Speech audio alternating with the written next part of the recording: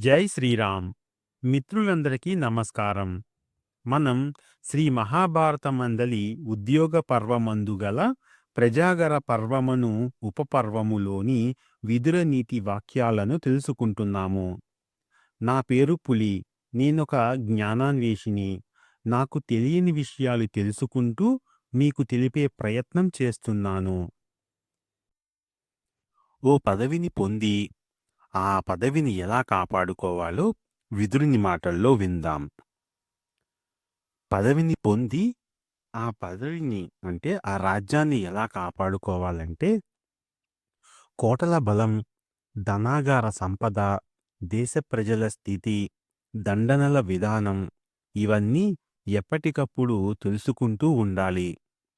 వీటిలో ఏదైనా బలహీనమైతే రాజ్యం కూడా బలహీనపడుతుంది.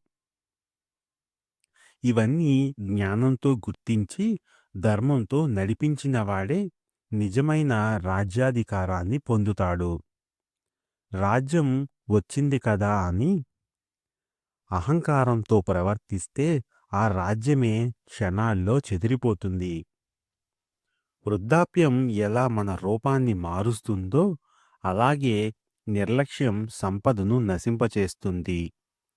అందుకే పదవినైనా ధనాన్నైనా రాజ్యాన్నైనా శ్రద్ధ, ధర్మం, జ్ఞానం, సత్యంతోనే కాపాడుకోవాలి. జై శ్రీరామ్.